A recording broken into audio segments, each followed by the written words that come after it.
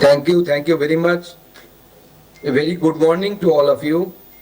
The chairman of the governing body, Professor G.D. Jadhav, Director Professor Tonushri Shaha Dasgupta, esteemed faculty member, scientists, my dear students, once again, Namaskar and a very good morning to all of you. It is an absolute honor to join you virtually to celebrate a monumental milestone, the 40th Foundation Day of the S.N. Bose National Center for Basic Sciences. I would like to offer my sincere apologies for not being able to attend this event physically due to some unforeseen circumstances. While I deeply regret missing the opportunity to be in your beautiful Silver Jubilee Hall, I am grateful that technology allows me to connect with the immense intellectual energy radiating from Kolkata today. Carrying the name of Professor Satyendranath Bose, this institution has embodied its motto, Vijnanena Paripashyanti Dhira. The wise see clearly through science. From its humble beginning in 1986 to becoming a world-class center for fundamental research, your journey has been one of rigorous scholarship and grit. The Government of India is immensely proud of how you have consistently pursued the boundaries of science to put India on the global map. Today, as we virtually inaugurate the SNBNCBS archive, we honor 40 years of vision and breakthroughs.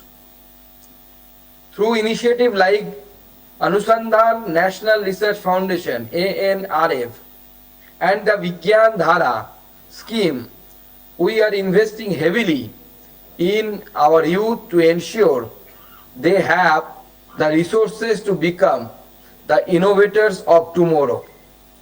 All of these efforts converge towards Honorable Prime Minister Modi ji's vision of a Viksit Bharat at the rate 2047. To the students and researchers here, you are the standard bearers of a legacy of scientific fearlessness. I may extend my heartiest congratulations to the entire SNBN CBS family on this 40th anniversary, and I wish you a future that is even more luminous. Thank you. Jai Hind, Jai Bharat.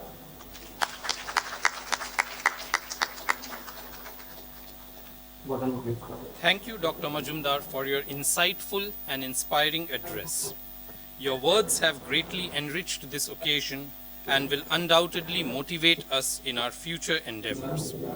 I now have the honor of requesting Dr. Majumdar to kindly inaugurate the Institute Archive.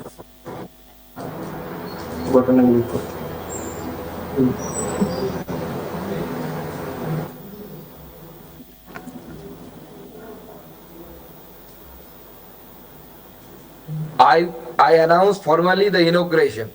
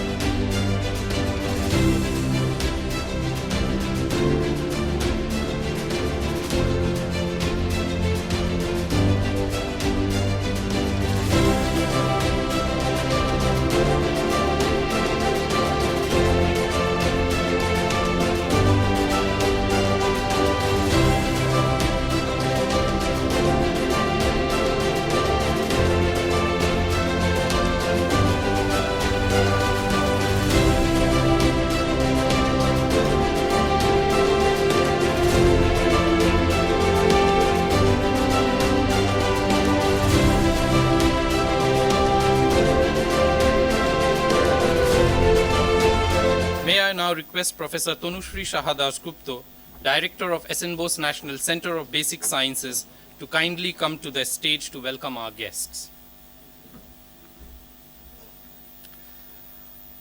Our guest of honor for this event is Professor Ganapati Dadasaheb Yadav, the chairman of the governing body of SN Bose National Center for Basic Sciences. Professor G.D. Yadav is one of India's most accomplished and prolific scientists, known for his groundbreaking contributions to science, technology, innovation, and policy. He holds the prestigious Bhatnagar Fellowship and earlier served as the National Science Chair for 3 years, awarded by the Government of India. He is Emeritus Professor of Eminence at the Institute of Chemical Technology, Mumbai, where he previously served as Vice Chancellor. Professor Yadav has received more than 150 prestigious recognitions and honors, including the Padma Shri in 2016, India's 4th highest civilian honor, the Eminent Engineer Award from the Engineering Council of India, the Masayan Maharatna Award from the Indian Chemical Society, and the K.V. Mariwala Award from the Indian Chemical Council. The Maharashtra Pollution Control Board and the Environmental Club of India honored him with Paryavaran Bhushan, meaning Environment Laureate, for his outstanding contributions to green chemistry and engineering, net zero technologies, green hydrogen, and waste to wealth innovations. With over 570 publications, 137 patents, and mentorship of 116 PhD scholars, Professor Yadav has been consistently ranked among the top scientists internationally in the field of physical sciences. He is an elected fellow of all Science and Engineering Academies of India, as well as US National Academy of Engineering and National Academy of Inventors. He serves as an independent director on boards of major companies like Godrej Industries, Clean Science and Technology, Meghamani Organics, and others. A multifaceted personality, Professor Yadav is a poet and author in both English and Marathi, and the composer of the University Song of ICT. His life and achievements are documented in various video lectures and interviews which capture his transformational journey from a village schoolboy to a global scientific icon. I request everyone to kindly welcome Professor G.D. Yadav.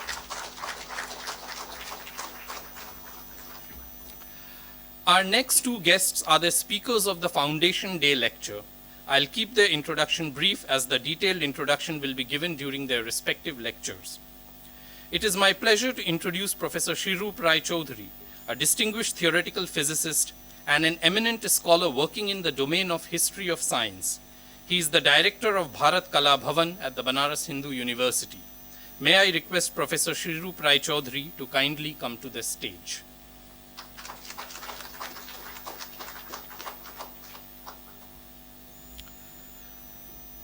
Our next guest is Professor Shuman Chakravarti, the Director and Professor of Mechanical Engineering at IIT Kharagpur.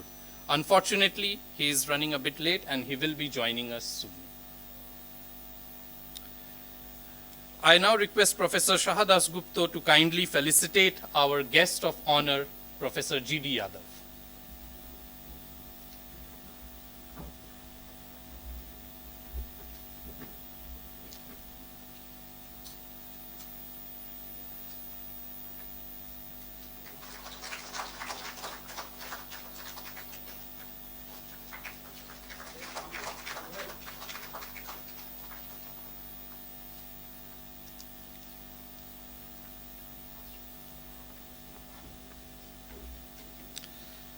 I request Professor Shahadas Gupta to kindly felicitate our Foundation Day speaker, Professor Shrirup Rai Chaudhary.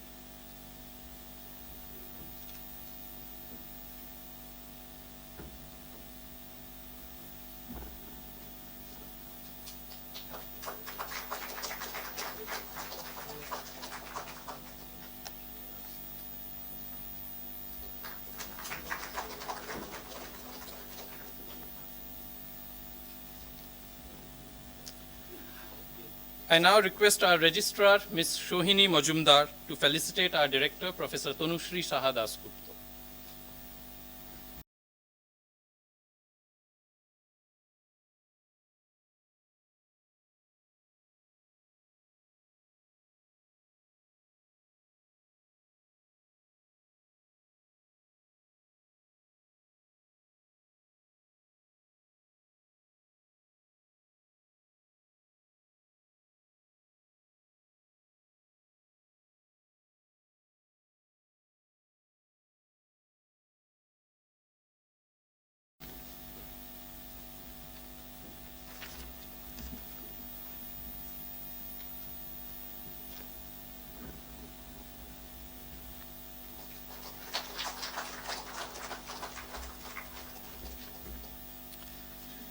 I request Professor Sahadas Gupta to kindly give her welcome address.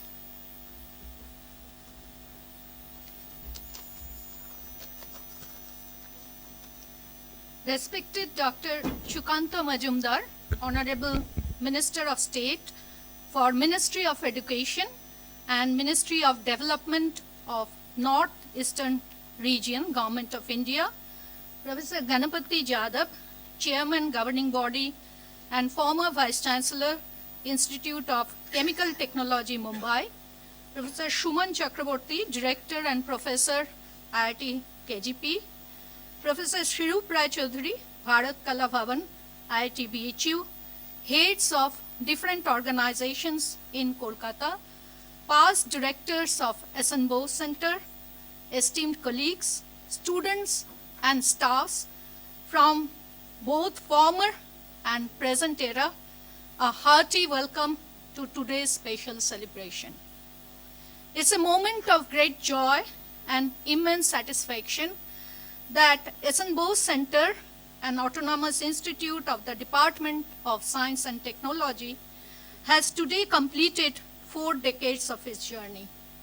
It's a journey towards excellence, excellence in research, excellence in human resource development, and excellence in networking.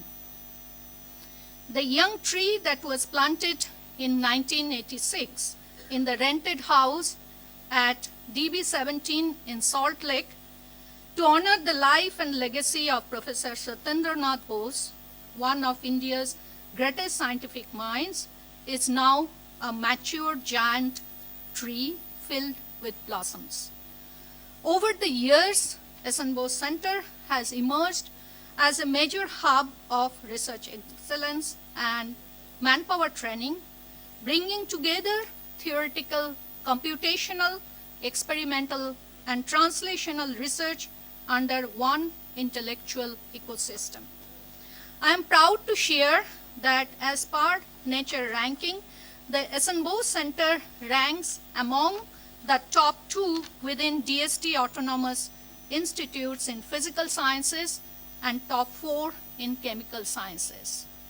The center has advanced as a regional high-performance computing hub with the Param Rudra supercomputer developed under the National Supercomputing Mission and inaugurated by Honorable Prime Minister. Our laboratories offer modern facilities for femtosecond pump probe spectroscopy, time-resolved magneto-optic Carr effect, Brillouin light scattering, terahertz and cavity ring-down spectroscopy, break junction measurements, and low-temperature experiments. A major milestone is the Panchit Observatory project in Purulia, envisioned as a 1-meter class telescope facility for advanced research and training. Supported by a mobile observatory, this initiative reflects Center's commitment to expanding the frontiers of observational science. Over the decade, the Center has attracted generations of students, postdoctoral researchers, and visiting scientists, sustaining a culture where deep questions remain at the heart of scientific progress. The Center successfully runs integrated PhD and PhD programs through collaborative arrangements with University of Calcutta, Jadavpur University, and Presidency University. It also hosts international students through collaboration with institutes such as the World Academy of Sciences, IFW, and IFW Dresden, Germany. Networking being one of the mandates of S.N. Bose Center, the center has made its global presence felt through national and international research programs.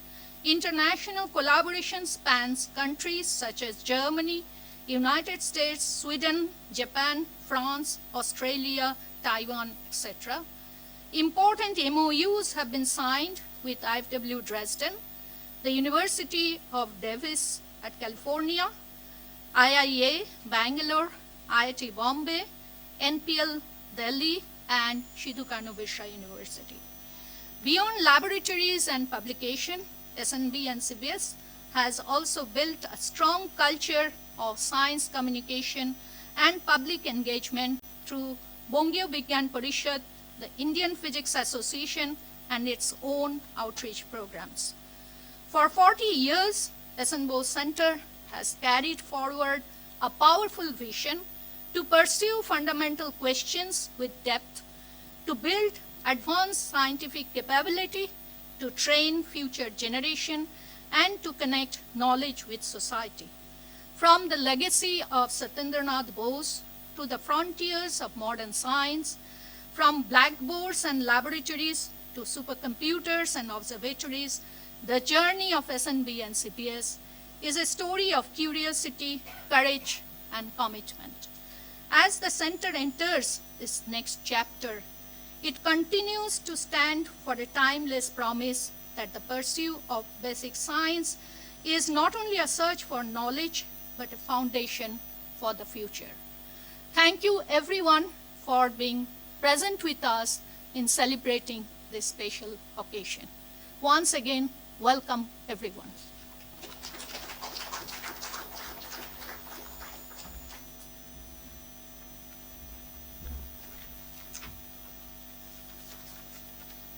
I request Professor G.D. Yadav to kindly address the audience.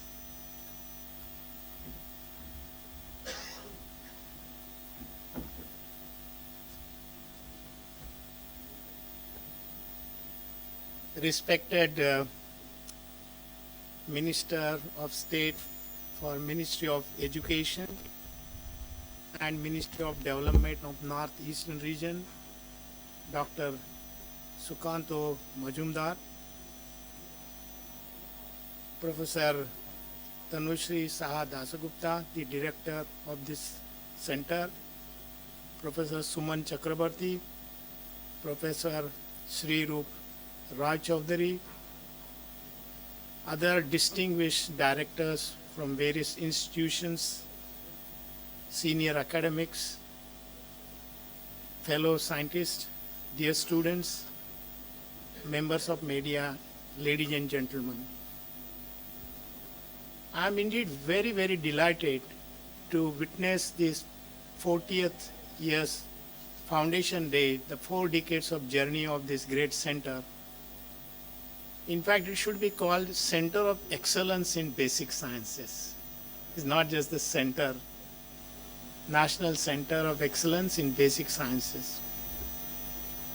I hope the center grows from strength to strength. Dr. Tanushri mentioned her collaborations with different institutions across the world.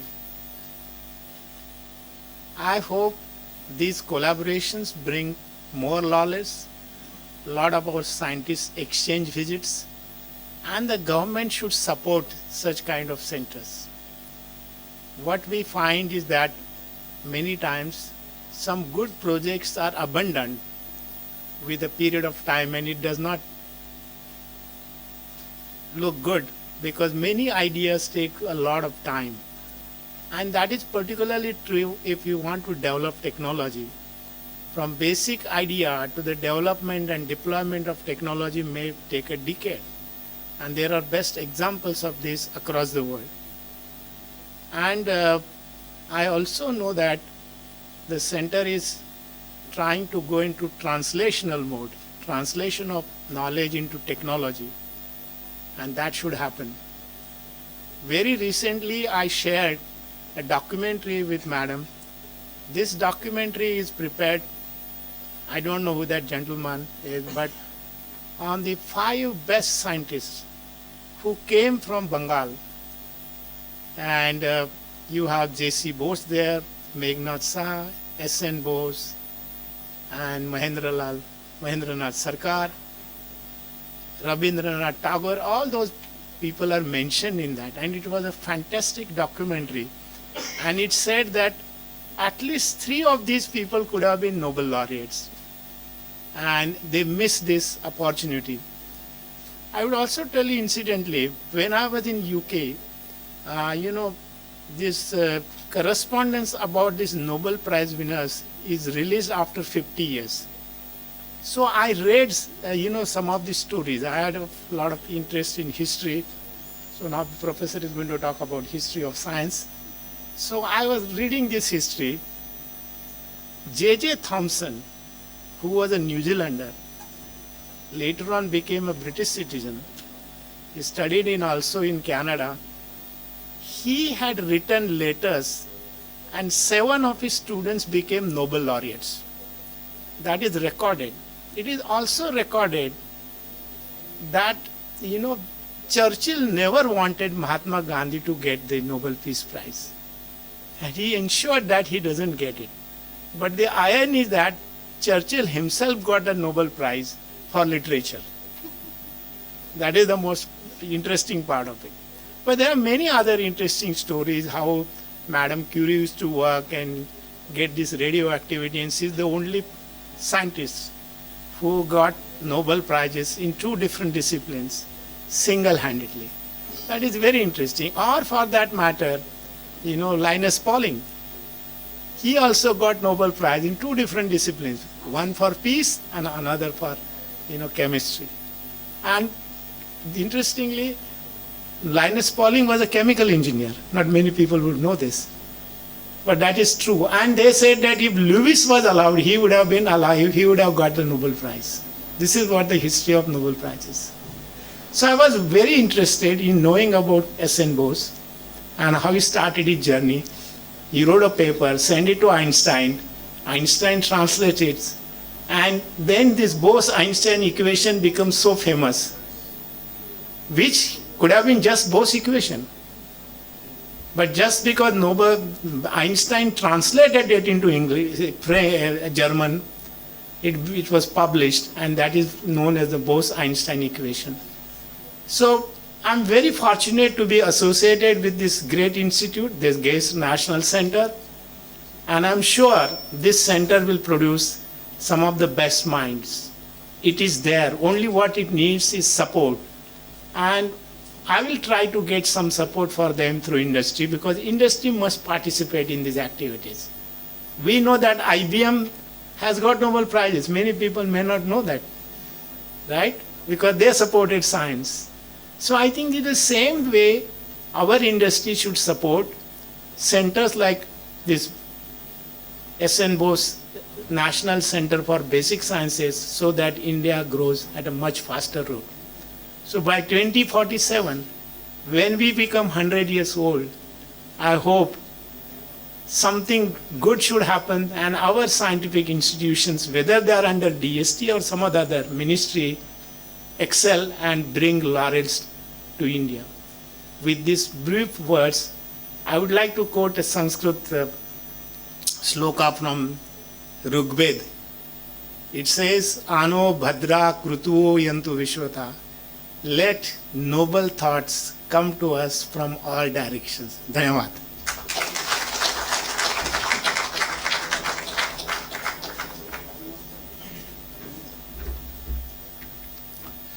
Thank you, Professor G.D. Yadav, for your inspiring words and continued support.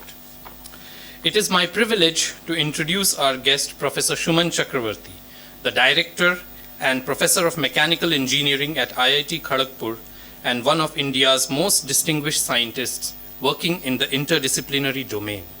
May I request Professor Shuman Chakravarti to kindly come to the stage.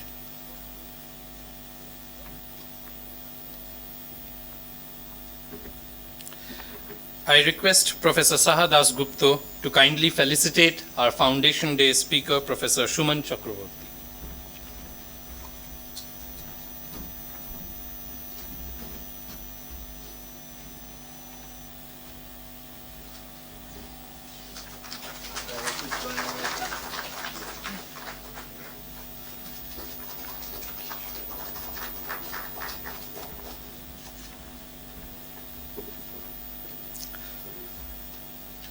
On the occasion of the 40th Foundation Day of this center, the Department of Science and Technology has created a special video documenting India's scientific journey, documenting this institute's scientific journey and milestones over the past 4 decades. We now invite everyone to watch the screening of this video.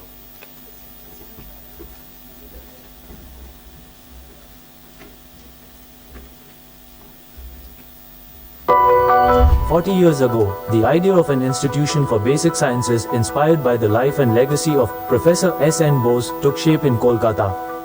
We have a lot to learn from the life and works of Acharya S.N. Bose. He was a self-taught scholar. He succeeded despite many constraints. These include the lack of formal research education and little connectivity with the global scientific community. His path-breaking work in 1924 was due to his single-minded devotion to uncharted science. It's created a space for questioning, challenging and going beyond the known. Established on the 13th of June 1986, as an autonomous institution under the Department of Science and Technology, the S.N. Bose National Center for Basic Sciences honors Professor Bose, whose name lives forever in the word boson. Rooted in the tradition of fundamental inquiry, theoretical research has been the intellectual core of the center. This strength continues as quantum field theory, condensed matter, statistical physics, cosmology, and quantum information science thrive here. Alongside, modern experimental research at the Institute forms a broad and interconnected ecosystem spanning condensed matter, materials physics, chemical, biological sciences, macromolecular research, and astronomy and observational science.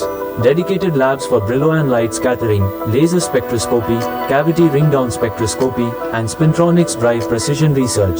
The Glass 1000 clean room, pulse laser deposition, and sputtering systems enable advanced fabrication. High-resolution transmission electron microscopy, X-ray photoelectron spectroscopy, Raman facilities, femtosecond fluorescence spectroscopy, and circular dichroism reveal the hidden architecture of molecules, materials, and biological systems. A powerful computational research base connected theory and experiment. In 2006, the Advanced Materials Research Unit was established with dedicated high-performance computing facilities. By 2012, the Thematic Unit of Excellence on Computational Materials Science united interdisciplinary work under the DST Nano mission. Between 2014 and 2018, Cray supercomputers transformed the center's computational capabilities. In 2024, arrival of Paramrudra, built under India's National Supercomputing Mission, was a landmark moment. The institute emerged as a regional high-performance computing hub serving eastern India. True to the spirit of an Atmanirbhar Bharat, the Technical Research Center, TRC, promotes research with strong market potential while addressing national priorities. Since 2016, it has filed 29 Indian patents, with 21 granted. 21 products reached technological readiness. 7 technologies transferred to industry, and 4 are commercialized. Reaching out to the stars, the Panchet Observatory has been set up in Purulia, supported by a mobile observatory. It is envisioned as a 1-meter class telescope facility for advanced research and training. Globally, DST-backed partnerships connect S.N. Bose with countries across the world. It works with the worldwide networks of discovery like the Max Planck Society, IFW Dresden, and the Consortium for Quantum Condensed Matter. Over 100 PhD graduates now lead research across India, while integrated programs with several universities train the next generation. More than 150 talents from the institute have spread their wings worldwide, supported with Newton, Marie Curie, Humboldt, and JSPS fellowships. Outreach events ignite scientific temper and promote interest in science, something that Professor Bose stood for. For 40 years, S.N. Bose has carried the legacy of Professor Bose to the frontiers of modern science, from blackboards and laboratories to supercomputers and observatories, weaving a story of curiosity, courage, and commitment.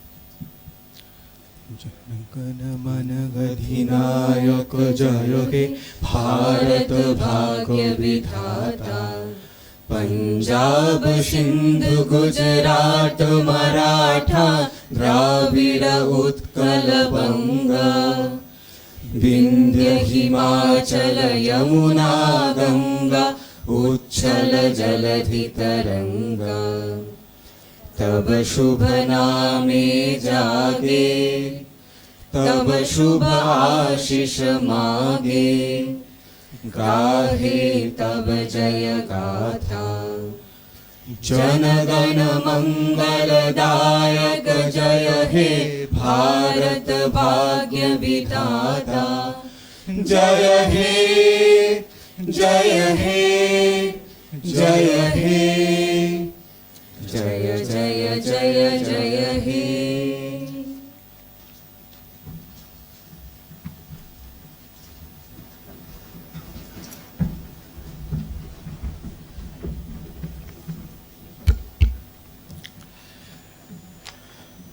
To conclude the session, I invite Ms. Rohini Majumdar, Registrar of SN Bose National Center for Basic Sciences, to deliver the vote of thanks.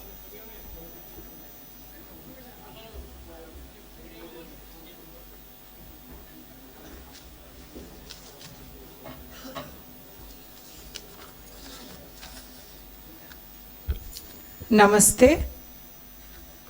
On this auspicious occasion of the 48th Foundation Day of the Institute, I would like to give our sincere thanks to Dr. Sukanta Majumdar, Honorable Minister of State for Ministry of Education and Ministry of Development of Northeastern Region, Government of India, for virtually inaugurating the Institute Archive, celebrating 40 years of the Institute.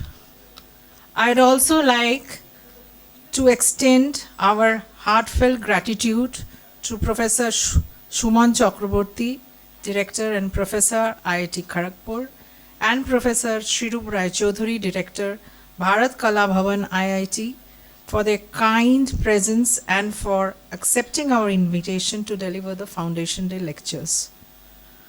Our sincere thanks to Professor G.D. Yadav sir, Chairman of our governing body, for his august presence today.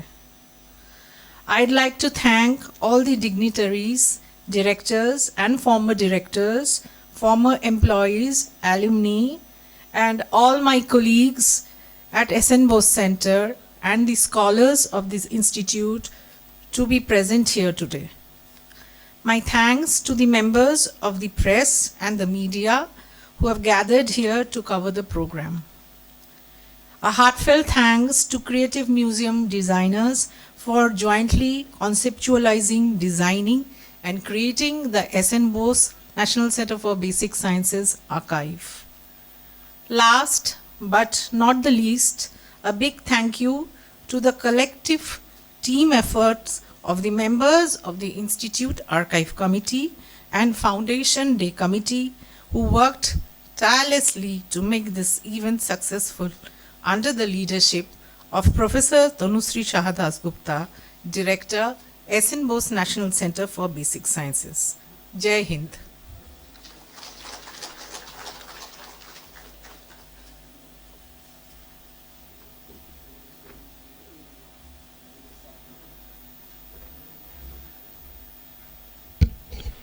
This brings us to the end of the first session.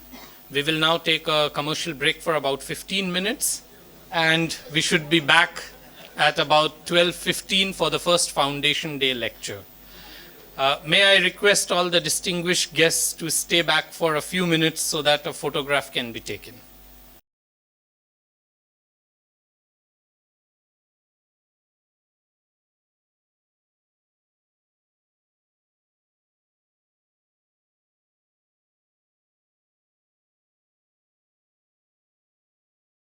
Good afternoon, everyone. Welcome to the second session of the 40th Foundation Day of SN Bose National Center for Basic Sciences. We will have the Foundation Day lecture in this session, and I invite Professor Tanushree Shahadas Gupta to kindly chair this session.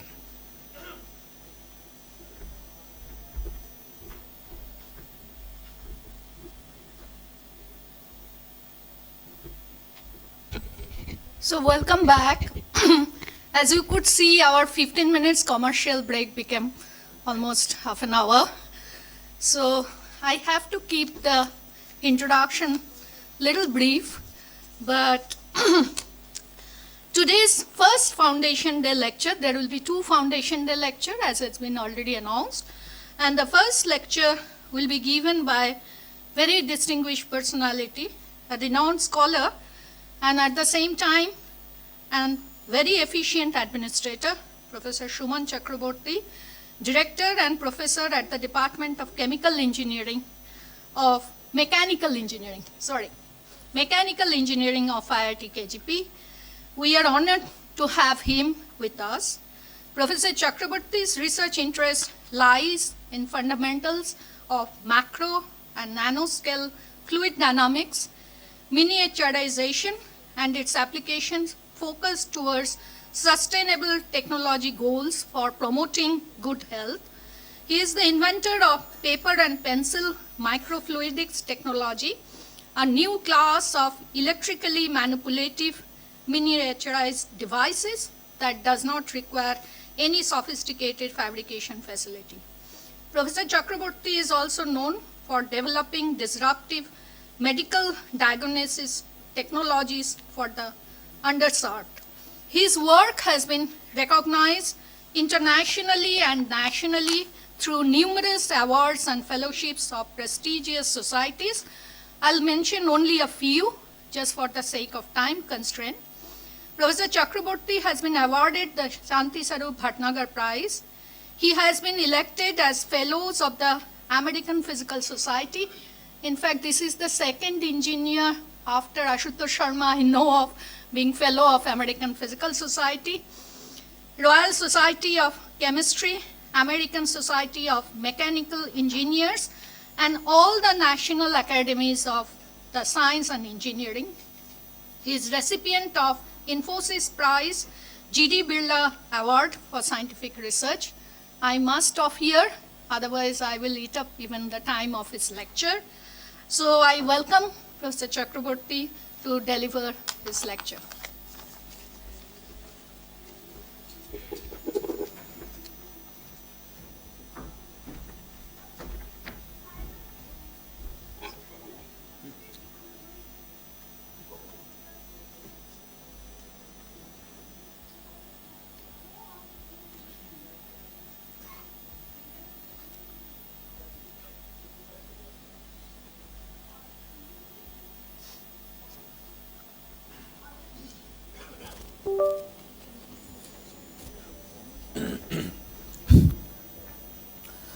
Good afternoon, and thanks Professor Tanushree Saha Dasgupta for inviting me in this very auspicious occasion where the great institute is completing 40 years.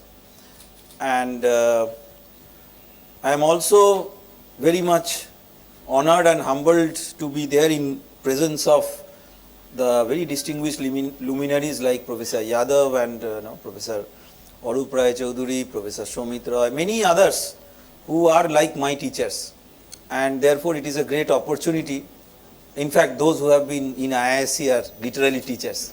So it is a great honor for me to be there in this platform and sharing my views on something which I feel is very important, no matter whether one is doing basic science or so-called applied science, that the main theme that I would like to emphasize on is that we all, at least those of us who are from engineering background, we all emphasize a lot in doing work for the practical purpose. At the same time, the fundamental origin of our work is of no difference as compared to what a scientist will do. It's a lab. Now, where the journey shapes up from there to the outcome is something which is very decisive, and I would like to connect that with the living world. Now, all of us have gone through transformational experiences in education and research, and the ones who are very senior here, they have seen many such sort of changes. When we were students, of course, there was no question of AI being dominating anything. But when some of our teachers were students, they may not have seen computer in their student life. So things have changed significantly, but for a long period of time, we were having a philosophy of what we say as discipline-oriented education. And to a large extent, it has served the purpose, and it is going to serve the purpose. But if we look into the modern era perspective, and typically the manner in which different disciplines have come very close to each other and they work among themselves, the disciplinary silo is not really turning out to be very effective. But at the same time, the fallacy is that while we are having many centers, many research units, labs, etc., we are still sticking to the sanctity of this disciplinary silo. Not only that, people who are not sticking to that are getting penalized in some way or the other. I still find in IIT Kharagpur, also in some departments, they will not shortlist a person for faculty if the person doesn't have a degree in that in the undergraduate or masters.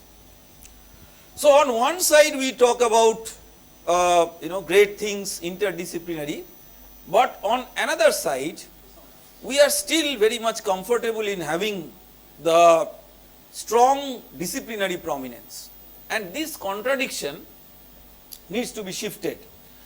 So I particularly put this up because I know that this is a basic science institution, and although there is a lot of work that goes on which is actually no less than what an engineer will do, but it is tagged as a basic science. But over my entire learning, I always struggle to define a problem. Is it a physics problem or an engineering problem? In many cases. And at the end I realized that it is neither physics nor engineering or whatever, it's a systems problem which is connected by many factors.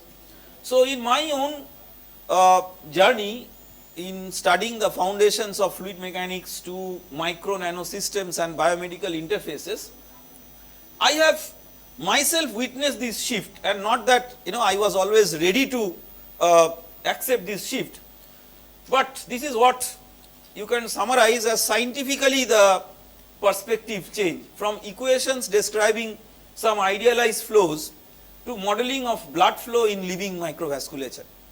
Both may be theoretical or simulation work, but there is a huge difference. From microchannels in silicon to point of care diagnostic platforms serving rural communities, which are not definitely on such classical platforms, and from controlled lab validation to deployment in climate vulnerable regions, where any finding in the lab is confronted with significant challenge.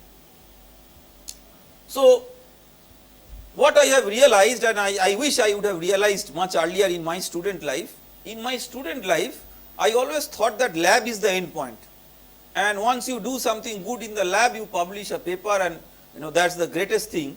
Now I realize, at least in the kind of work that I am engaged in, that the lab is the beginning, and there are lots of things that can happen beyond that.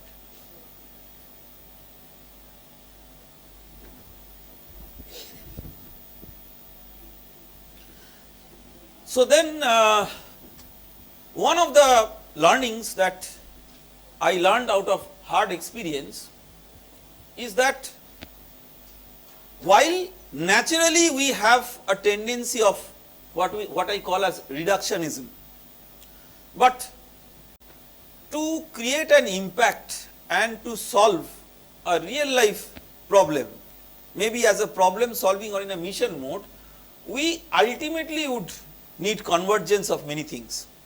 And this convergence of many things, how they are orchestrated carefully, that actually leads to the success story of the problem that is being solved.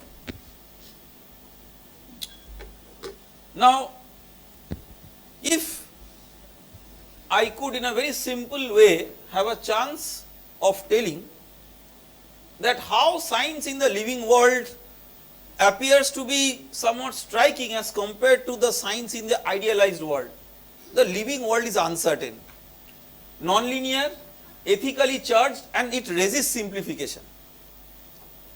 In fact, on a lighter anecdote, I have a knack of sort of preparing talks for primary school maths in what you say as Bangla language, regional language.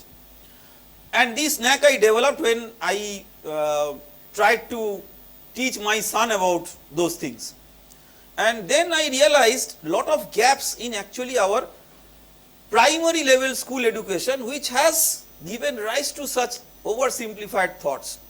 So if 5 people working 10 hours per day does a job in say 20 days, then 30 people working 1 hour a day, how much time the person will take? So we will use unitary method, which is the linearization.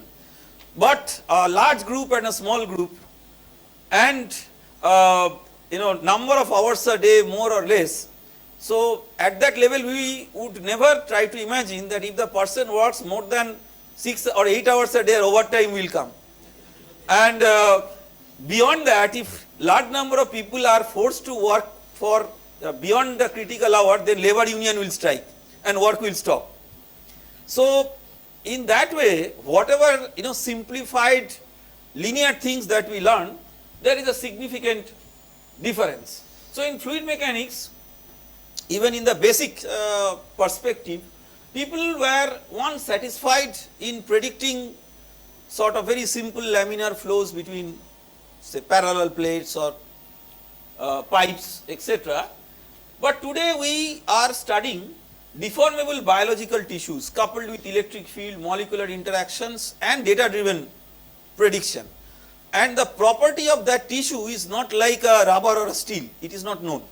And it comes from many different convoluted things, and some of those may be related to diseased conditions.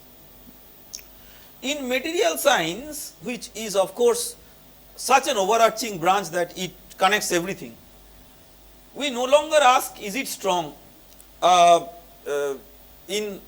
I am telling this is because as a mechanical engineering student, we have been having a subject as strength of materials, and for that period, at least in our student life, I believe that strength of material is the ultimate thing. And now sustainability, circular, scalable, equitable, so many factors are coming, so that strength is of course important, but it does not tell the final story at all. In biomedical engineering, which I am going to focus on for some of the examples, a device is not successful just because it works in a lab. It succeeds only when it survives cost constraints, field variability, regulatory realities and societal acceptance. And this is why I am trying to highlight on this, that this is where India science has great opportunity. For a long period of time, India science has done great work, and at least over the past few decades, outstanding publications or fame of Indian scientists all across the world. This has happened. But if we ask ourselves with a real conscience that most of the times what exactly we are satisfied with, in the name of cutting edge research, we are mostly satisfied by being a follower of something where a great breakthrough has happened somewhere, be it nano, be it bio, or anywhere.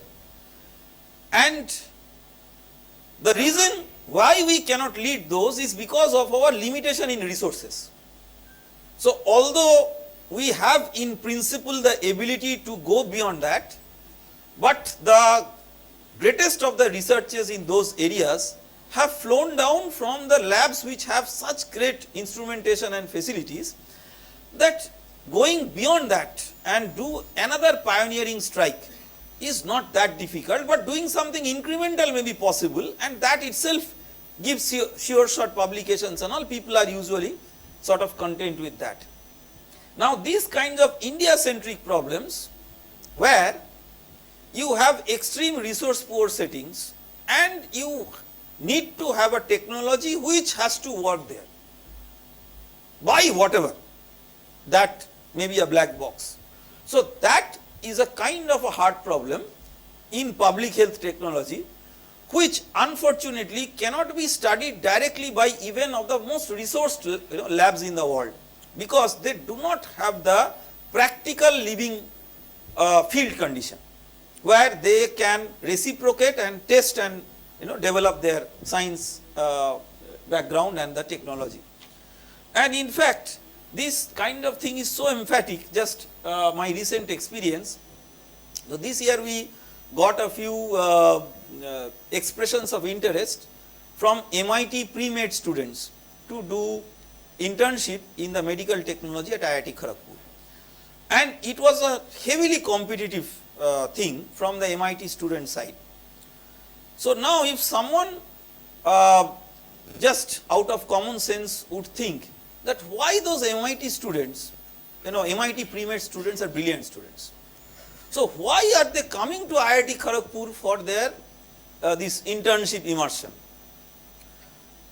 If we deep dive a little bit, there are always factors like societal and cultural immersion. These are all very good, food, society and all those things, but only for that they will not come in a program. They might come for an excursion. So the kinds of the primary healthcare setups and technology being deployed in those setups, they actually want to develop a first-hand experience on that. That they cannot have in the MIT's lab. So this gives us, in fact, this is very, what I would say, interesting, because we have our inherent challenges which come from the diversity, the demography, the huge population, but this challenge is actually giving us opportunity to come up with scientific and technology breakthroughs. So from proof of concept to proof of impact, and from publication metrics to societal metrics, and from disciplinary depth alone to convergent intelligence, with AI coming in hand with some of these technologies. I think these are some of the pointers which are going to take whatever research journey that the great Indian scientists have done over the past few years. Now the fruits have to bear by keeping these facts in mind. So this is a science, this is a cartoon of a science in a living world. I myself did not draw it, I used the Gemini AI help to draw it, but I gave a lot of input to this, so that at the end Gemini understands what I want to do, or what I want to really represent. So this actually in a way represents even my own journey, when I was a student in Professor Pradeep Datta's lab. That was like that CFD simulation I used to do and enjoy, and from there to when I see the smiling faces of the young children where we deploy our technologies, this is a sort of, I would say, a big transformation that can even happen to an individual. So of course in IIT Kharagpur we have an opportunity where we have a systemic way in which we can do it, because we have several units where medical technology is being studied as academic courses, research programs, etc. And we also have a connectivity of that with the primary healthcare units, which are sort of digital health units established mostly with the support of the government and the NGOs at different extreme remote locations. And while telemedicine is able to connect us with those quite easily and connect them with doctors, but there will always be a physical gap if we are just depending on communication and internet technology. So what we can do, or what we have rather done, I would like to again sort of sum up in terms of some examples.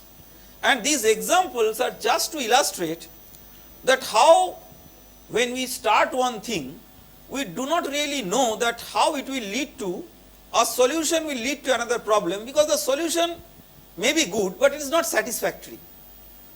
And that limitation of one solution actually drives the solution of the other.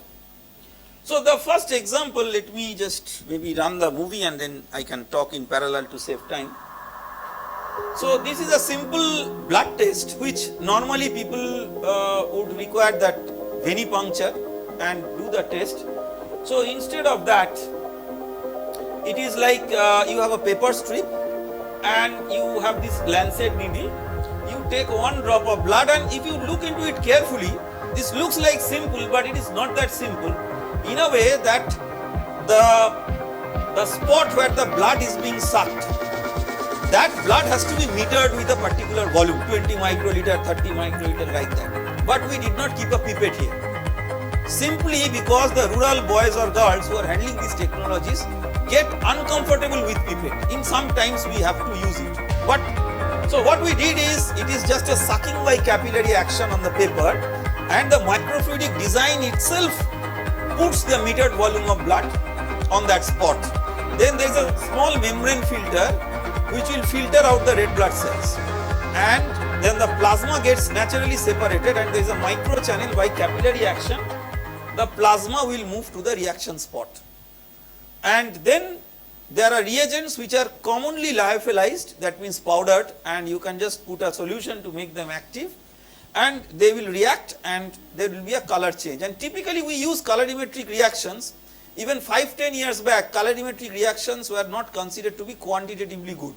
But now with the AI enabled image processing, the colorimetric reactions are damn good actually to come up with good quality quantitative results at very low cost, because you do not require very high end camera, for such purposes. So essentially, for example, for blood sugar, it's just like a standard glucose oxidase peroxidase reaction. And at the end, whatever product is developed, you need to just derive a side product which has a prominent color, and that color prominence subjectively can tell you certain things, but to do it objectively, we actually take the image, and for that this black box, entire black box is there. So inside you have controlled optics and electronics, and in that way the microcontroller will control the illumination, and you have a LED lamp which will illuminate a spot, which is the spot where the paper strip reaction has taken place. And then there is commonly an inbuilt camera with the device itself, because it standardizes the camera, and then you take the image and analyze the image, and these are all calibrated. So the same sample you do testing in an automated biochemistry lab, for example, and then develop a correlation. But it's not a simple y as a function of x correlation, because you are extracting different features from the image and correlate those features with the outcome. So it's a machine learning instead of a simple mathematical correlation, but the spirit is very similar. Now with this kind of technology, so these were some of our early technologies. Maybe I would say about 15 years back we started with those, and then we realized that some of the things where we could improve upon this to make the test faster is that when the plasma is flowing or any body fluid is flowing from the dispensing point to the test point by the microchannel, if it is moving just by capillary action, then it is fundamentally a diffusive transport driven process, and it has its own limitations in terms of the diffusion time scale. Now how you can overcome it? Of course you can use field mediated effects, and the paper which is commonly used for such low cost diagnostic purposes, of course not the usual paper, but these are filter papers of certain grades. Usual paper also could be adapted, but it requires much more modification. Now if you are trying to have that electric field acting on the body fluid in a paper, it is very much possible just like we have electrokinetics in a glass, because the paper has cellulosic group, material which has carboxylic group, and that makes its zeta potential naturally negative. So if you have an electric field, it will move like electroosmosis that you have in a classical channel. But the practical issue is that for that you have to embed electrodes, deposit electrodes, and electrode deposition is a known technology. Those who have been working in MEMS and all, they are all familiar. But the question is that can you have a simple frugal electrode deposition technology which will be commensurate with the cost factor that these kinds of devices are going to demand. So a bit of crazy idea at that time came to my mind, which I shared with some of my students, that you can, can't we just sketch with pencil? You can see these black boxes. So simple HB pencil sketch. And the intuition was that the lead of the pencil, this has graphite. So this is a primitive way of graphite deposition, one could imagine. And then if you connect it with copper wire and then put a battery, and at that time when we did, the battery technology was not as advanced as it is now, but overall this is the scheme. We found that yes, it is working, and it is the capillary transport, if you just compare these graphs, almost twice as fast if you change from 0 to 50 volt bias. So in that way, electrokinetics can help, and it can be combined with the traditional paper microfluidics, and this at that time we coined as paper and pencil microfluidics.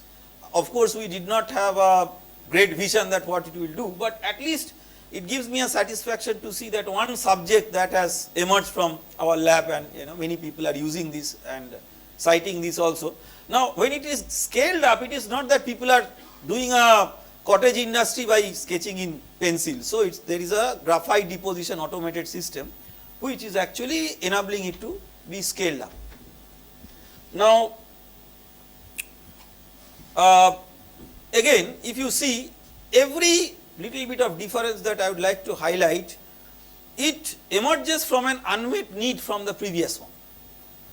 Now those kinds of tests that I have shown, they are simple colorimetric tests, but there are many tests who, even if you do with optics, they are more fluorescence dependent tests.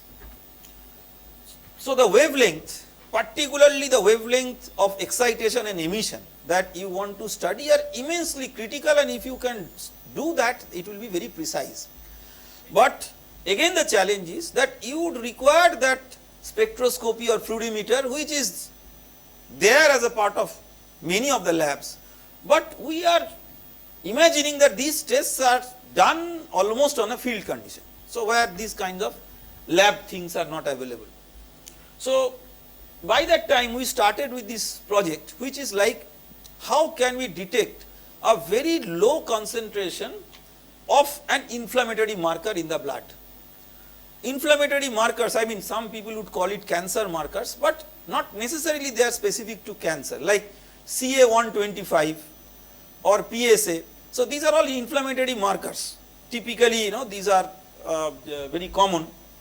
Also breast cancer inflammatory markers. There are so many inflammatory markers are there, but these are not definitive tests for cancer. So these can only enable one to screen effectively, and the challenge is, while they can be screened, but a minimum concentration of that is required to detect it. So you cannot normally detect like nanogram per milliliter or something like that. That's not, even in the most sophisticated technologies, it is not possible. So we try to see what we can do. So this is what is known as lateral flow paper assay, which is, you can say, a light version of ELISA. So you are trying to have antigen antibody conjugation. So you have one section of the membrane where you have the antibodies embedded, and if there are these antigens which are inflammatory markers, they will combined with the antibody, and antigen antibody complex will move by capillary action and get tagged with another antibody. And generally, like for COVID testing for example, this tagging would give rise to a surface plasmon resonance, and then you get that test line on the rapid antigen kit of COVID. Now, but that requires a threshold concentration. That is why those devices are not very sensitive. So, only when you have very high load of the disease, then only you can capture. But here the purpose is different. So, what we did is we tagged these antibodies with the carbon dot, and then when the antigen antibody complex they formed, and then they tagged with they got binded with the specific antibody on the test line. And if you are shining say ultraviolet light, depending on the specific antigen antibody binding, there will be specific emission range spectra. To that extent it is good, but this is happening at such a small scale. First of all, you have to visualize and then you have to interpret. So, to visualize that you need to magnify, and then you require microscope. So, microscope is thought to be a bread and butter of most of the life science related labs. But if we require a microscope, again and we have to bring this back to the lab, then the whole purpose of bringing the test to the ground has to go backward. So, what we try to do is very simple, like this is almost like a school project, that you get some lens, objective, eyepiece, etc., and make an assembly of that in the form of a microscope in a 3D printed enclosure. I consider this to be a very good school project and even a first year college project also, because people will get a hands-on idea of what the technology is in terms of practical instrumentation. And this could easily give 1000x magnification. But then after it gets magnified, where do you visualize? There is no question of any spectrometer here.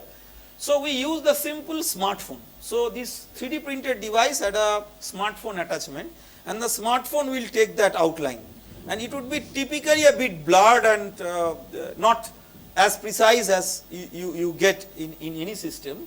But what we used to do is that we already had a calibrated sample, pre-calibrated, which has a known concentration, and then with the image that we get from the smartphone, we use deep learning to extract the features from the image and then correlate that concentration with the deep learned images. So, in that way, that AI coming at the last stage, it gets decisive in terms of augmenting the accuracy of such things in a way which I would say even 2-3 years back was not so easily possible. And these are some examples where a physical technology in a simplified manner with AI combined is actually creating a lot of impact in bringing high-end things for the common people. I would also like to give one example on infectious diseases because so far we have not covered that. So, during the COVID time, we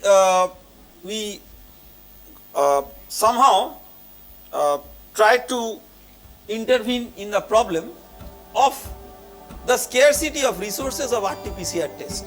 And while during the early stages or the rather early period of the COVID pandemic, lots of media hypes were there about COVID PCR kits being developed. According to me, it was like a much more involved problem, and not just develop a kit. A kit will work only if you have a machine, and that having a real-time PCR machine at every remote lab is unrealistic, because you need not just one-time cost, but also you need trained human resources and other lab conditions for the maintenance. So, what we did is we developed a simplified machine which can actually do automated but piecewise isothermal test instead of cyclic heating and cooling, which the PCR will do. And then we adapted that test which is actually known as a common protocol in the life science world, LAMP, loop mediated isothermal amplification. So, we tried to adapt that in this particular machine. I was working with Professor Arindam Mondol from our bioscience biotechnology, and in that way we developed a simplified ISO PCR, and it was quite satisfying, of course, because we validated it in ICMR NICET. At that time the name was NICET. So, and it was all very, very positively going on.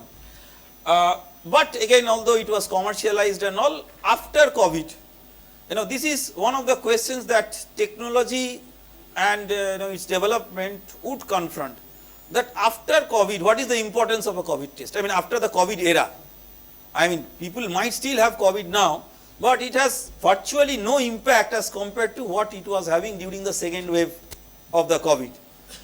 Now, because we were working on these technologies with ICMR Center of Excellence, so we got an advisory from ICMR that why don't we adapt this for TB detection. And in fact, we have with NIRT Chennai, we have made significant advancement on this for TB detection in terms of that yes no type of test we have successfully established.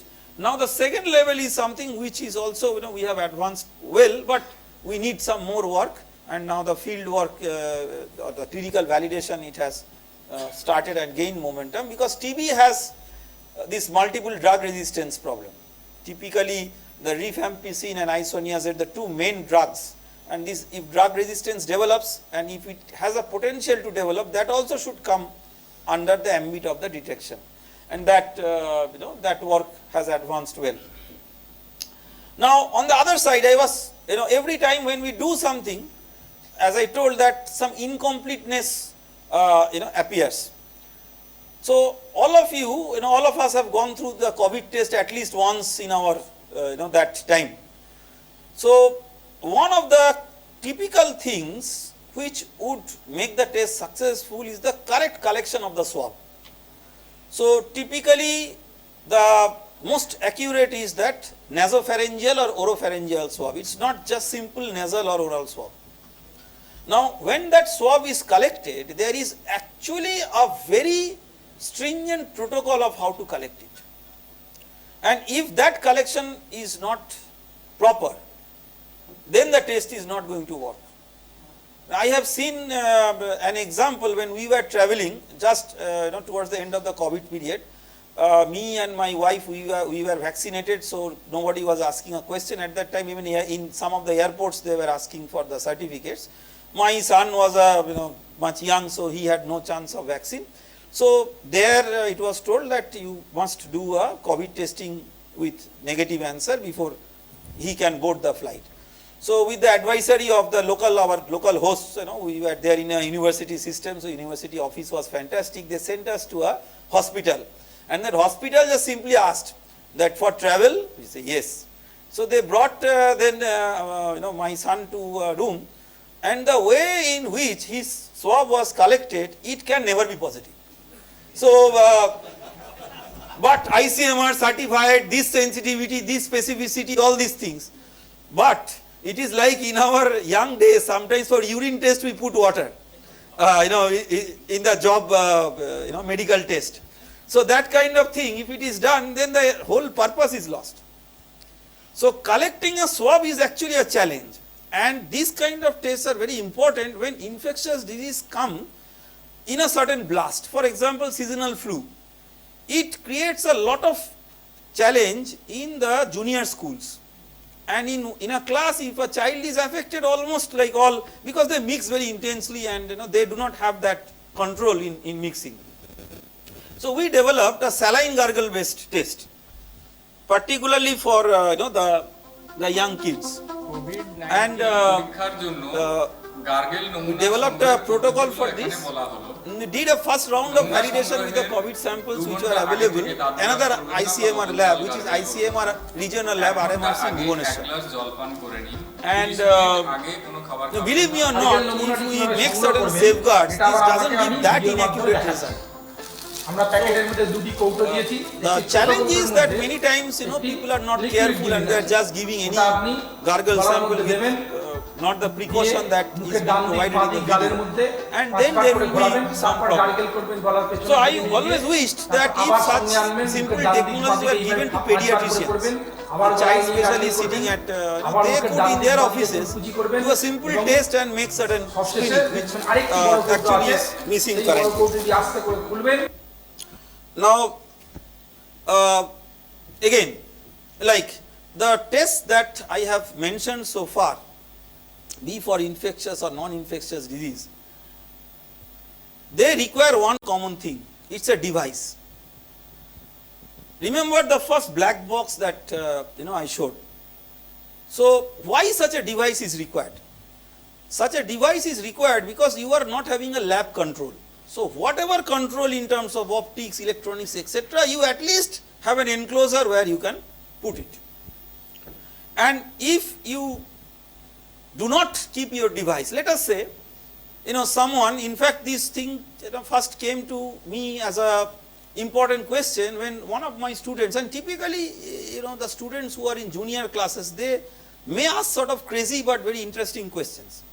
So I was just, he came to me for a project and I was just talking to him and I was explaining some of the technologies and he said that, sir, why do you require a device? So I gave him this kind of explanation. He said, but all the technology needs is a paper strip in which the test is going on and taking a picture. So if I take the picture in my smartphone, what is the problem? So then I explained him that that is where the challenge actually lies. Every smartphone has different camera setting, the background is different, and the human who is taking the photo is also is expected to deviate a lot from any sort of protocol. That means that if you are taking a photo, it becomes an acceptable photo if you are analyzing by image, but it cannot be referenced with any calibration. Your standard calibration will fail and therefore your accuracy can go to any dimension or lack of accuracy rather. So then interestingly around that time, startup company Smart QR Diagnostics Technologies, they are a startup company from Pune and they got incubated at IIT Kharagpur and they were conversing with me to transfer some of these technologies in a device free format. And it created a lot of interest in me that at least they wanted to make a business out of this, and the reason of making a business is quite clear, that we have seen many people using the glucometer or this AccuCheck or whatever. So we cannot imagine a glucometer without a meter, and the way in which it puts the challenge is that usually there are many people who are routinely testing their, say for example, blood sugar for insulin or other forms of food and other lifestyle monitoring, but they are otherwise very fit and they are working. So suddenly a meeting is going on, someone brings out from the bag that glucometer, starts doing it, or in the airport or railway station, a busy center. This is so odd. But it could be quite easy if you are bringing out just a paper strip from your pocket. You have a lancet pen in your pocket, so you just prick it, take your smartphone and take the image. And then the challenge is that you are challenged by that calibration puzzle. So what we did is, we tried to apply two things, and this is where I always, for the next generation students, I want to highlight that if you are working on a physical system and if you are working on AI, very nice, but never succumb to black box AI. Try to infuse physics or whatever, chemistry, biology, fundamental domain science with the AI. So when the light interacts with the paper, there is a light matter interaction physics. And that light matter interaction physics, the essence of that can be incorporated in a relative framework. That means, say there is a paper and light is interacting on it. Now wherever there is a test spot and wherever that reaction is not happening, still the same paper, still the same light matter interaction. So that physics you can use as a reference, and then any sort of signal which comes out of that is an aberration, which will distinguish between different outcomes of the test. And to isolate that signal from the fundamental light matter interaction for that strip, we used of course some kind of feature extraction and machine learning techniques. So in that way we were focusing on women's health. So two important tests we developed. One is HemoQR, which is a hemoglobin test. So by this finger prick, using your smartphone and the mobile app which can be downloaded from the Play Store, you can quickly get the hemoglobin of your blood. PrEP-QR is another test which is a very unique test for women to screen from their different diseases which could originate from vaginal infection and several other related things. And one of the premises of this is a 1 decimal accurate vaginal pH value, which is not so easy to get, because again qualitative pH paper will not give that. So and one of the major what I would say punch points of this technology is that for using this technology, the woman doesn't have to go to anyone else. Just she has to look into the video and self collect the swab, put it on the strip, take the photo and get the result. So a huge crisis of women's very special health conditions which cannot be addressed in a primary center or a common center simply because you do not have reliable people or experts there. This is a way in which their health conditions could be monitored in a democratized manner, and they can sort of communicate that particular result with any doctor with whom they have faith or confidence. So I will quickly run maybe one or two of these videos. HemoQR. HemoQR presents an both are similar, inventive so I will solution just for run one just to hemoglobin give you an detection idea of through its how the paper test strip-based microfluidic reagent. This cutting-edge product combines advanced microfluidic technology with colorimetric analysis for accurate and convenient hemoglobin level assessment. The paper strip is embedded with specialized reagents that trigger color changes in response to hemoglobin presence. Leveraging the capabilities of a smartphone camera, the accompanying app interprets the colorimetric changes on the strip, translating them into quantitative results. This seamless integration of paper-based microfluidics and digital analysis delivers a user-friendly, on-the-go solution for hemoglobin level quantification. HemoQR's versatility makes it valuable for both medical professionals and individuals, enabling quick and reliable hemoglobin measurements. With its portable and efficient design, HemoQR simplifies hemoglobin detection, enhancing healthcare accessibility, diagnostics, and screening. To perform the test, prick the finger using a lancet.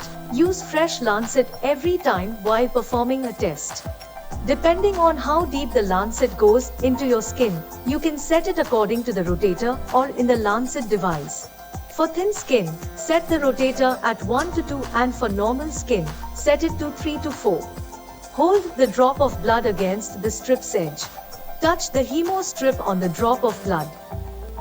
Scan the strip using the HemoQR mobile application.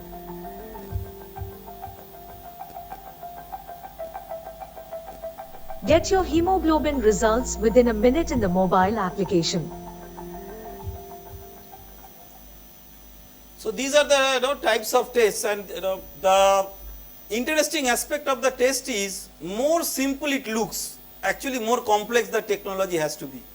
And this is where I find that there is a lot of joy and of course a lot of challenge in working with this. And if I can mention my own experience in working with this technology, the first time when I worked in the lab on this, I never thought that this technology will come to the market and sell. But once it has happened, and currently it is there in the market, what I realize is that there is always a way to come to that stage if you question your output at every stage and do not get immensely satisfied with what comes out of it. HemoQR. Sorry. Now a final example that I would like to give before drawing the final remarks is that so far I have concentrated on diagnostic tests, but we have to realize that there is a significant distinction between diagnosis and diagnostic test.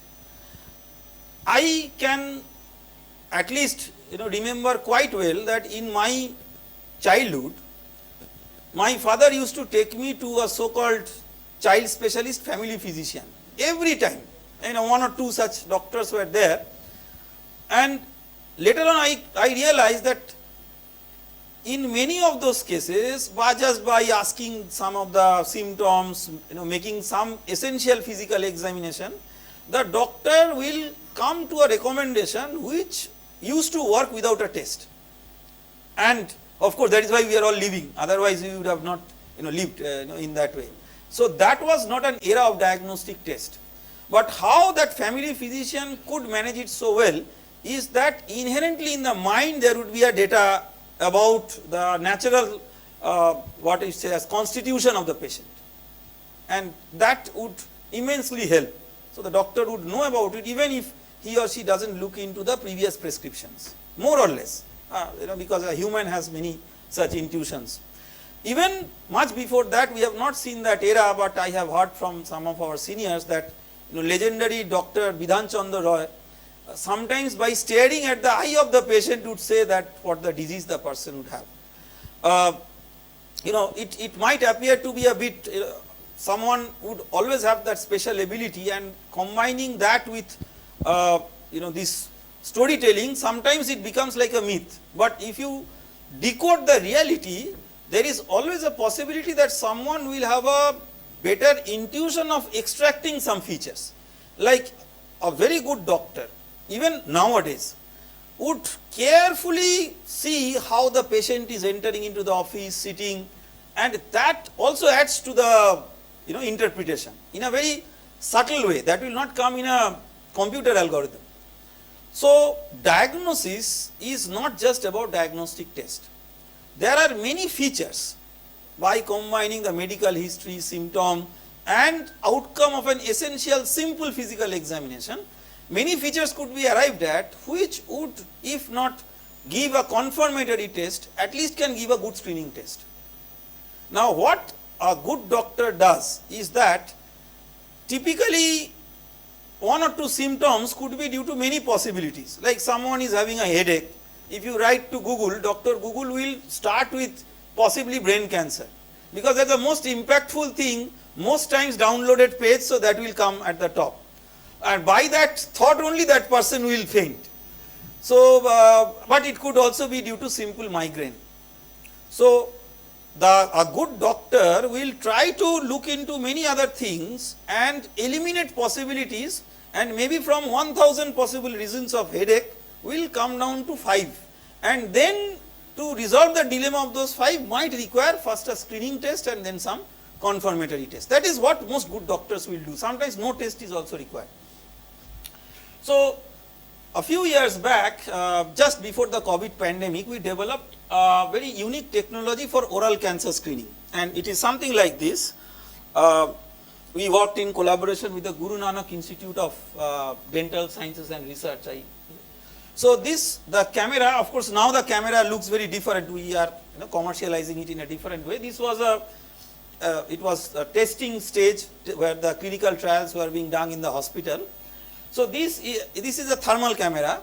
So it takes the pixelated temperature data from a lesion which is there somewhere inside the mouth, and by our algorithm it converts the temperature image to a blood perfusion image, that locally in the micro scale how blood is perfusing. And most of the cancer related progression, typically in oral cancer you have oral submucosal fibrosis, which is known as pre-cancer, and that at some point of time it might get transformed into oral squamous cell carcinoma. Biologically it is epithelial cell converting to mesenchymal cell, and when these things are occurring, you will see a change, dramatic change in the vascularity, and therefore the local blood perfusion will change. So this technology we developed, the stage 1 field trial was quite good. We published this in the PNAS USA. But then the question came, of course, many of the doctors who handle these kind of patients, they said that, can you give us a technology where we can use it more holistically? because most of the patients who are coming, say for dental or oral purposes are not related to oral cancer per se, but they have their many other different problems. So then we found that it has its own advantage but also own limitation.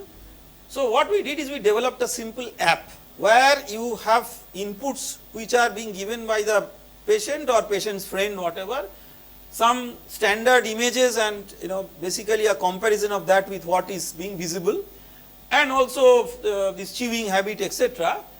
And when this is combined with this technology, individually they may not be decisive, but combinedly they can actually give a good clinical decision support by optimizing the weightages of each of the inputs, which will come from real life patient data.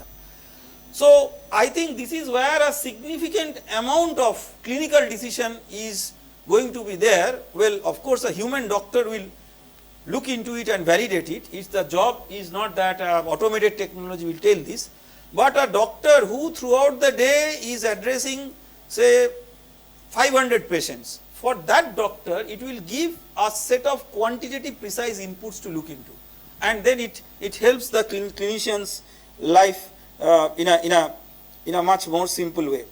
So in this way, what we have experienced so far is I would say, at least to my understanding, a very transformative journey. From my own student perspective, when I considered lab as the final thing, I could realize that lab is the starting point of these things, and now I realize that the kinds of mistakes that I did in my early days of working in these research topics, if I had gone back to those days, I would not make the mistake. The first mistake is designing the thing in the lab for lab work, never keeping in mind that when it goes to outside those controlled lab settings, then whether it will work or not. And when we test it in the field and find that it is not working, almost a re-engineering we have to do. Many cases I have done that. Right now, all the technology that I am developing, of course I am doing it from a different perspective, but in my early days I made a lot of mistake on that. So, but mistake will give you experience and insight, and in this way what we found is that it is not just like a technology, you can connect it with people, rural girls who are trained with these kinds of technologies. Before I became the director, I did not have an opportunity to introduce these kind of courses in the IIT curriculum, but we used to train them just like outreach courses. Now IIT Kharagpur itself started a allied skill development program, and we are giving government certificate for these rural boys or girls who are learning the allied health worker along with these technologies. And the group of Dr. Shatadal Saha from the Foundation for Innovations in Health, and being himself qualified FRCS doctor, he is immersed into these kinds of activities, and I have found that it has been a very enriching experience from our side. Professor Chakraborty's groundbreaking. So, okay. So what I would imagine is that at the end we are trying to emphasize on, of course, science, and this is sometimes a misunderstanding on people, that when we talk about great instruments, very sophisticated things, people will say, that is science. Now when something which works so easily and apparently like almost instantly gives something and it works, in India people will often call it jugaad technology. This is an Indian name. Now what you have to realize is that a jugaad technology cannot survive if it doesn't have that backbone of science, because it is very important to start from the foundations of science, and not all foundations of science will lead to this, but whatever leads to the final outcome, if it is connected with the foundational science, actually you can develop in a systematic step-by-step manner. So while we are in an era where AI augments human cognition, my learning from all these is that the future belongs to those scientists who can design experiments informed by data science, but do not rely only on AI. Build models that can integrate physics with machine learning or AI, and bridge molecular scale understanding with the large scale consequences, and not just the medical technology, but climate or other forms of sciences and technology will require this. So just as my final remark, I was a bit hesitant in presenting this as a material of the talk, given that this is really a pioneering institute of basic sciences. But and I am no good in any of the basic sciences. Up to class 12, whatever I studied. After that, it's all how engineers study physics, maths, etc. All the real physicists and mathematicians will laugh that that's one of the hybrid ways that we somehow manage our engineering work. But what I would say, that at least these kinds of institutes are very important in the modern perspective, because science at the first level should be driven by curiosity. This is my own personal feeling. It should not be immediately driven by commercialization. On that fundamental level, that curiosity driven science and impact oriented science, these appear to be a bit opposite, but they are not, because I believe that they are phases of the same continuum. We always start with a curiosity driven science, and for example, when Sir Raman explored light scattering, he was not thinking of how the Raman effect is used for optical diagnostics. Nowadays, yes. The mission of basic science research institutes, therefore, at this critical juncture, there is always a tendency to dilute fundamental science in the name of utility. It should not be. Fundamental science should be given its fundamental importance, and that can feed the supply line of so-called technology development. So I believe that institutes like these are great, and they should continue to produce scientists who not only study nature but try to decode its complexity, not just publish knowledge but expand human capability, not of course merely work within labs but transform the living world beyond them. That vision has to be there, but that childlike curiosity, if it is missing, I think that the entire spirit of science is lost. So my 3-point summary to some of the students or young researchers, if they are present: dare to ask unfashionable questions, build bridges across scales and disciplines, and measure success not only by citations but by transformation. Thank you very much.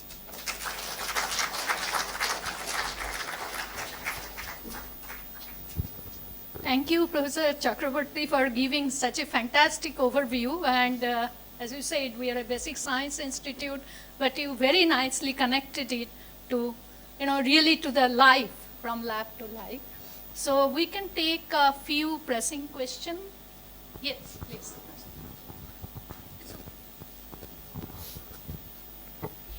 Fascinating talk. One of my concerns is the false positive that we get when we use technology which is not as sensitive as what is being used in the clinical settings. Probably with your AI, that gap is closed. No, this is a very important question. In fact, just to summarize, in any medical diagnostics, we use the two terminologies, sensitivity and specificity. So sensitivity is true positive being interpreted as positive, and specificity is that true negative should be interpreted as negative. And that is of more concern. Even in the COVID period, I have seen 1 or 2 persons COVID negative, but somehow COVID positive. Some people almost isolated them in a jail type of place. So what I tell always to my students, the way in which to do it, in fact, is easier to do this kind of elimination of false positive. That any sort of test, when it requires validation with samples, we actually have abundant of negative samples around us. But we are always much concerned that we go to the hospital and take the real, affected patient samples, etc. Sometimes for all these technologies, I tell some of my students, in my lab around 50 people are there, some project staff, student, etc. If each of them donate a blood sample, it will already become a nice cohort of mostly eliminating false positive. So the whole idea is that eliminating false positive is actually more important than detecting true positive. So you are very right, and AI helps a lot, but you need a lot of diverse data, to actually train the AI for that.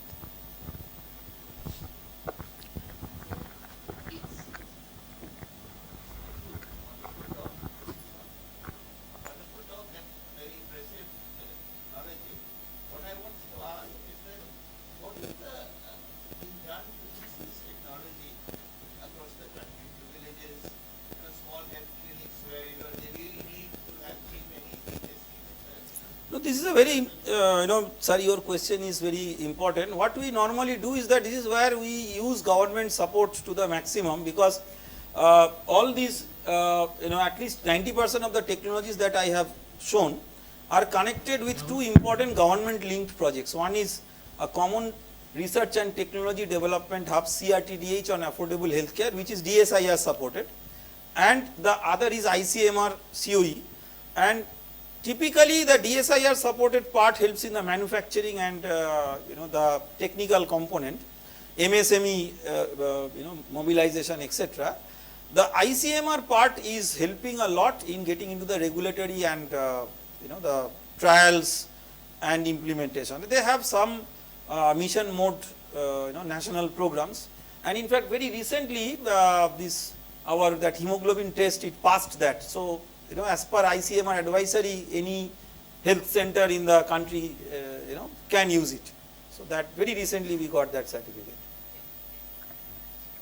So if there are no further questions, I may want to ask. So we are a basic science institute, but we also have a technology research center. And one of the challenge as you go from lab to life is the valley of death. And maybe as an engineer you had a different approach, but as a basic science person who never had heard of patent in life or something, if they really want to get into such kind of thing, what will be your advice to overcome this valley of death? Because that's really a problem. It's a very important point, but as engineers we also face the same valley of death. It's not that we do not face. And like if you see at the end, engineers do not have dramatically different training as compared to the scientists. I mean, never we in our 4-year undergraduate program had a real practical thing except in the engineering labs and workshops, which are simulated versions of the practical thing. So in that way, it is also a very important learning for all of us. But I consider the valley of death as a valley of opportunity, because if you see at the end that you have say taken it to a TRL 3-4, which normally out of the lab prototype, that is the maximum that you can do, then it is more of a cultural problem. It's if you are careful enough and if you interact with industry or the startups who are working in the domain, you will at least know that what is the gap between what you have developed and what is the need of the market. And if there are supporting people who are helping to work in bridging that gap, maybe in all technology it's not possible, but if 10% of that is there, that's good enough. Remaining 90%, it advances science, it's all good. It's not that it's useless. Thank you. So maybe with that, we close this session. And I think, can you please keep it brief? Yeah, please. So, hi, Professor. Hello. I closely follow your policies and your YouTube videos, also the interviews. So I just wanted to ask that your research outputs are most attractive to us, like the basic researchers, right? So we do basic science, basic studies.